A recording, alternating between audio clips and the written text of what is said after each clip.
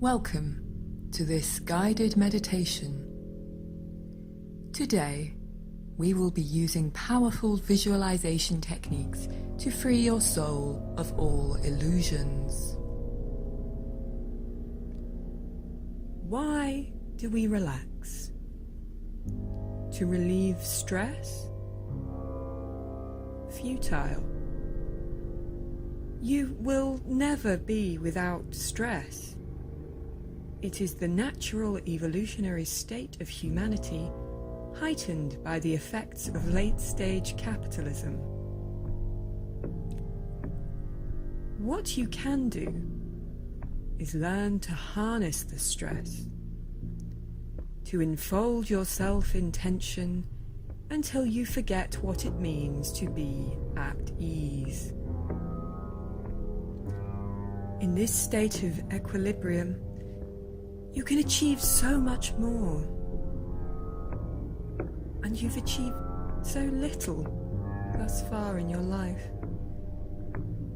You should get started before it's too late.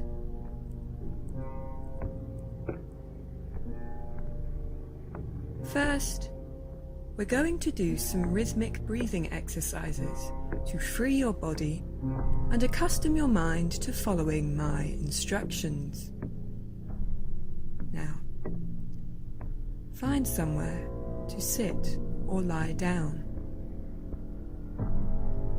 I said sit. Good. Now breathe in for a count of 4.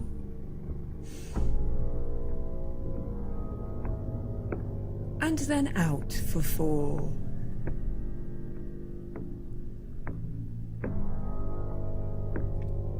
In for 4.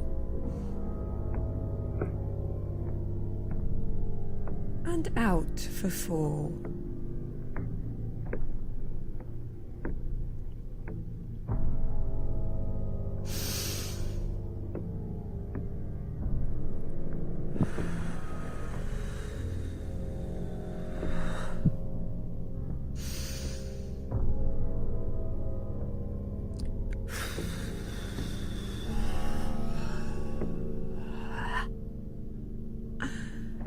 Breathe in for 4.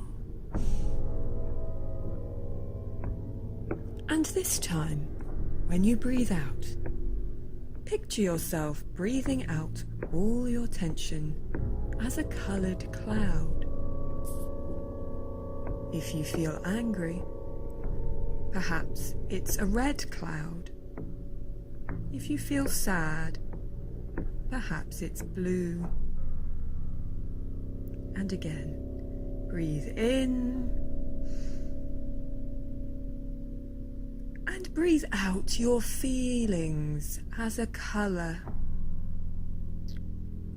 Let the different colours surround you for your different feelings, spreading out into every corner of the room, every edge and fold of your skin. I can see the colours, all the colours of your tension swirling together into a sort of shit brown. Consider this shit brown cloud of tension. That's what you carry around with you day to day. We all do.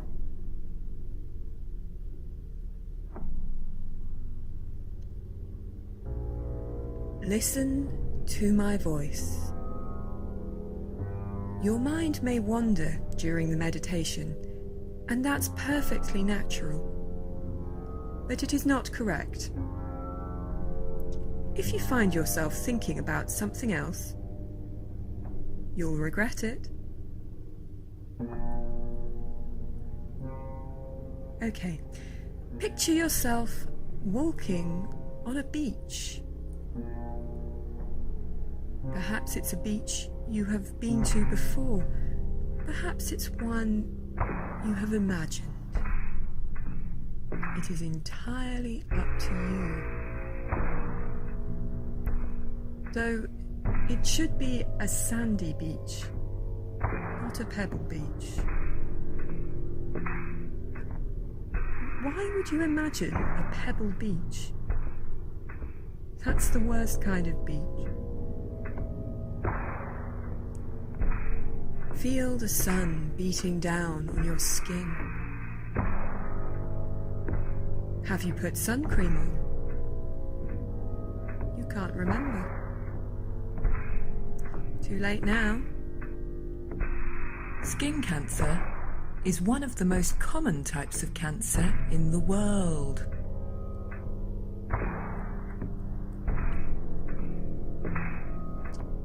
Look up into the sky and watch seagulls flying above you, sometimes swooping down to the water to clutch something dead, sometimes drifting with the air currents. Birds appear unconstrained, but they must work to fly. If they stopped working, they would fall, just like you. Sometimes, birds do just drop from the sky. Listen to the gulls calling to each other.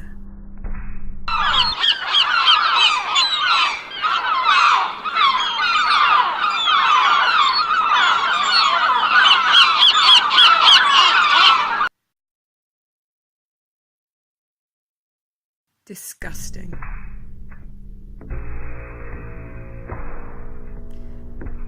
The waves are lapping gently at the shore.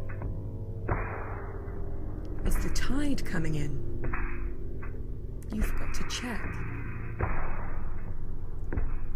When I was a child, I got stranded on a rock at high tide, and my father had to swim out to save me.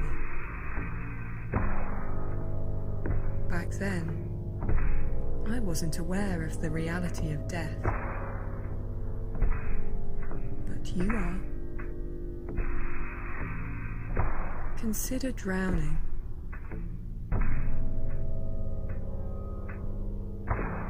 But you're not drowning.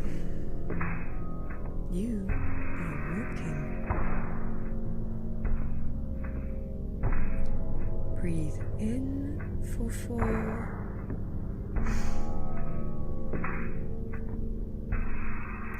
And out for 4.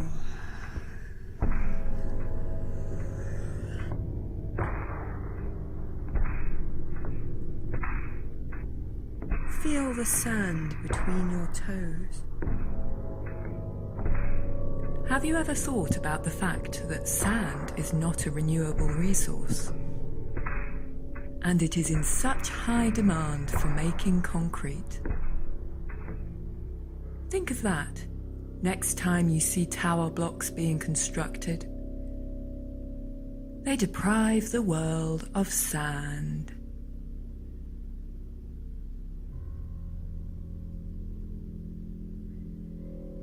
You bend down, pick up a handful, and let it run through your fingers. As you stand up, some of the sand still clings to your skin. Perhaps you forget this and rub your eye, scratching your cornea. Perhaps in the course of rearranging your swimwear, it nestles into your crevices. From there, it can enter an orifice. This tiny piece of rock, smoothed down for thousands of years, absorbed into your body. You have so many holes. Consider their potential. Larger objects than you might think can fit into a urethra.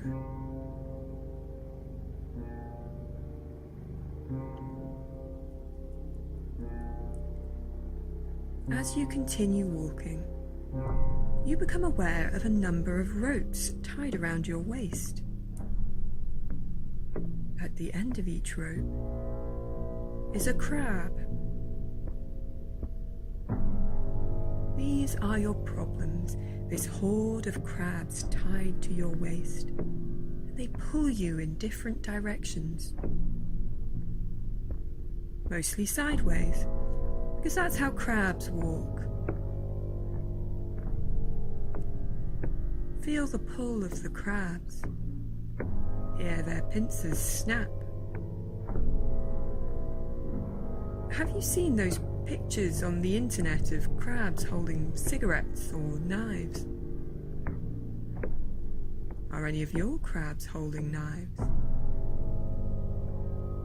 Be careful where you place your feet, so as to avoid the crab knives. You're doing well. You are succeeding. The crabs lead you to a cave set into the side of a cliff. You are walking on rock now instead of sand. You have no shoes. What happened to your shoes? You brought them to the beach. You didn't come here without shoes. That would be absurd. You just took them off for your walk along the beach.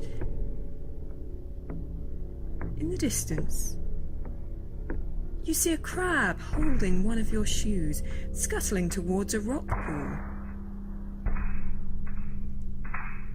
"Come back here," you shout. "Give me my shoe." But the crab is too far away, and in any case does not speak English or any other human language. Your shoe is gone.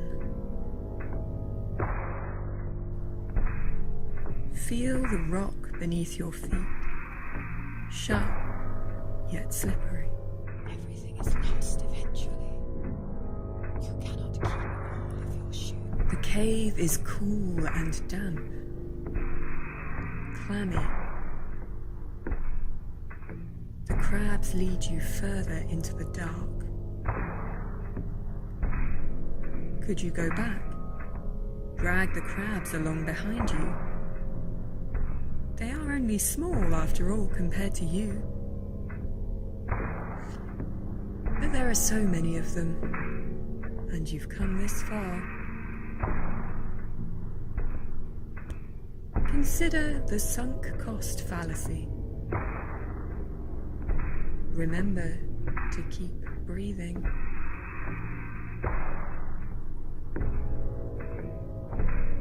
You are deep in the cave now.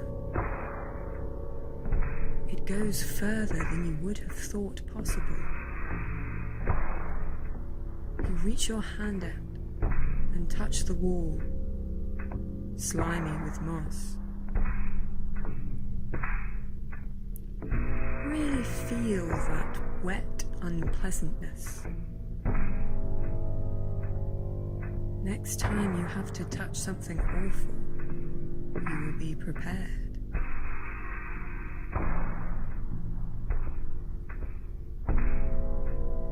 Come back to your breath, measured and slow.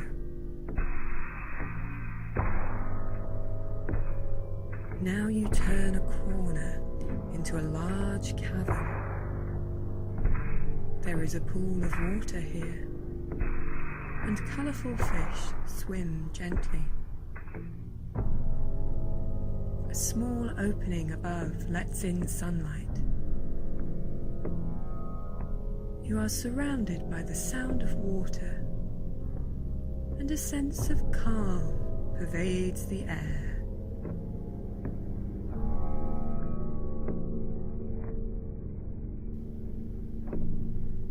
Except for the giant crab standing in front of you, its beady and infinitely black eyes level with yours. This really huge crab doesn't like you. Does anybody like you? How can you be sure? What if everyone secretly hates you, but they don't want to say? We can never truly know another person's thoughts. We can never thoroughly share our existence.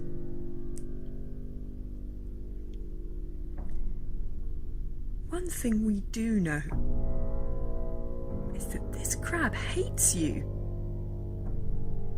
It lumbers towards you, snapping its claws. You run, and your crabs bounce along behind you, holding you back. Remember, these are your problems, and they are always holding you back. They smash into each other, and you hear their shells crack.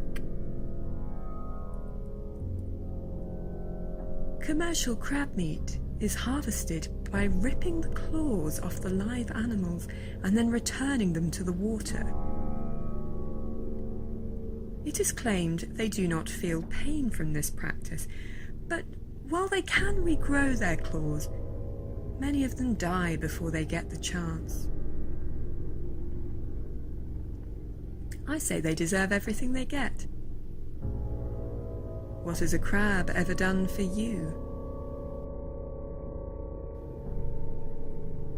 You stumble, and the crab gains on you.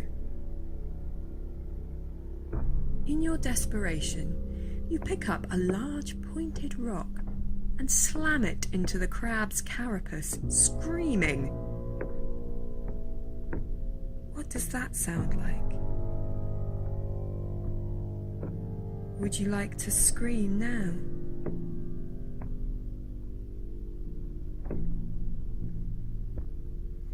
Splinters of shell dig into your skin, fluid squirts into your mouth. A crab's blood is blue. You see that now? This is a negative situation. Success can only be achieved through the pain of others. It is dead. You have killed it. Silence descends, broken only by the gentle splash of water. Then, movement beneath that shattered shell, a squelching noise as something emerges from the stinking corpse of this animal. You watch in horror, frozen with fear, as it crawls out, shivering, covered in brown meat. You see, it is yourself as a child. You were inside the crab all along. Its brown meat and its blue blood, its shell and its claws are the psychological difficulties you have been accumulating since birth. You look down and notice that the meat of the crab is that horrible shit brown colour you breathed out earlier.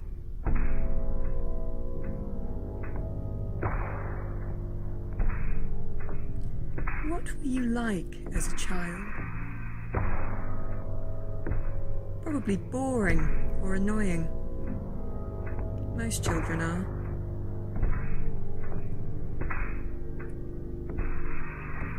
You reach out towards yourself, as do the remaining crabs around your waist.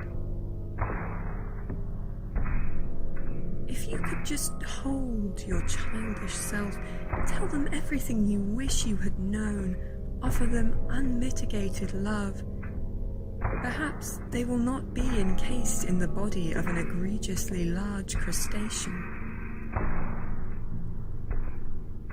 But as you approach, the child begins to cry.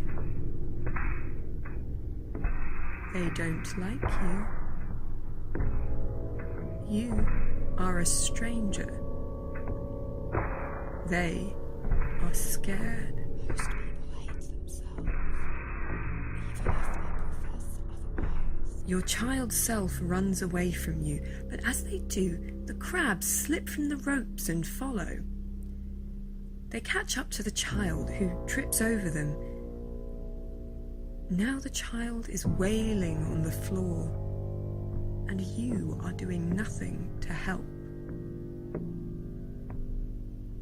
The horde of crabs lifts your child self and scuttles away, the screams of the terrified infant echoing around the cavern, and then becoming distant and fading away. You are left alone. The sun has gone down. The cavern is dark. You do not know the way out. This is how you live your life, stumbling into unhappy situations. You are not successful in your business dealings. You do not radiate warmth. Any sense of calm you feel is only an avoidance of panic, an absence rather than a positive and a joyful presence. This will not change.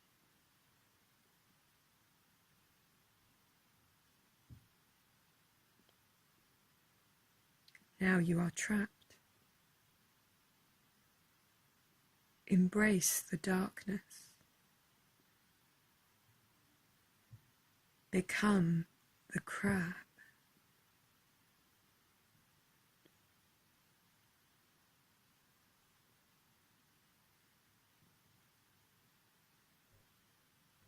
And let your breath come back to normal. Feel your chest rise and fall. When you are ready, open your eyes and prepare to return to the world with this renewed sense of awareness and consciousness. Don't forget to like and subscribe. Namaste.